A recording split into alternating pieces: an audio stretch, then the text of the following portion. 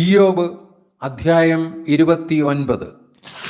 ഇയ്യോബ് പിന്നെയും സുഭാഷിതം ചൊല്ലിയത് എന്തെന്നാൽ, അയ്യോ, പണ്ടത്തെ മാസങ്ങളിലെ പോലെ, ദൈവം എന്നെ കാത്തുപോന്ന നാളുകളിലെ പോലെ ഞാൻ ആയെങ്കിൽ കൊള്ളായിരുന്നു. അന്ന് അവൻ്റെ ദീപം എൻ്റെ തലയ്ക്കുമീതെ പ്രകാശിച്ചു. അവൻ്റെ വെളിച്ചത്താൽ ഞാൻ ഇരുട്ടിൽ കൂടി നടന്നു.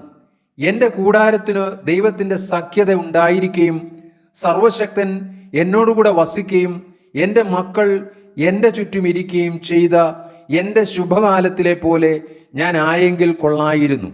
അന്ന് ഞാൻ എൻ്റെ കാലുകളെ വെണ്ണ കൊണ്ട് കഴുകി, പാറ എനിക്ക് തൈല നദികളെ ഒഴുക്കി തന്നു.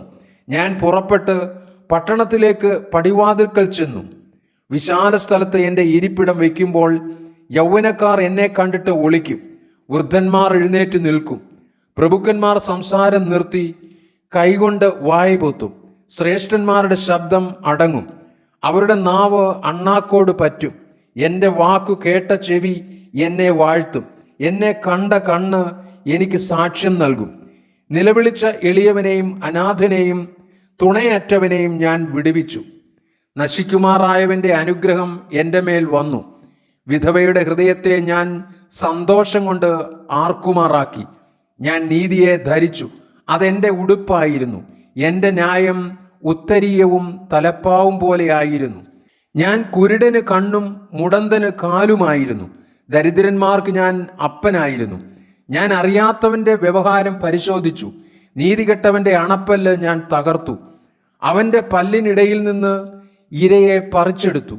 എൻ്റെ കൂട്ടിൽ വെച്ച് ഞാൻ മരിക്കും. ഹോൽ പക്ഷിയെപ്പോലെ ഞാൻ ദീർഘായുസോടെ ഇരിക്കും. എൻ്റെ വേർ വെള്ളത്തോളം പടർന്നു ചെല്ലുന്നു. എൻ്റെ കൊമ്പിന്മേൽ മഞ്ഞ് രാപാർക്കുന്നു.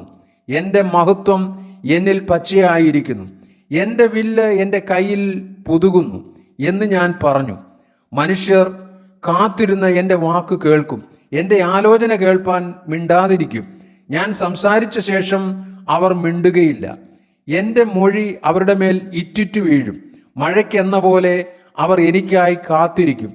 പിന്മഴയ്ക്കെന്ന പോലെ അവർ വായ പിളർക്കും.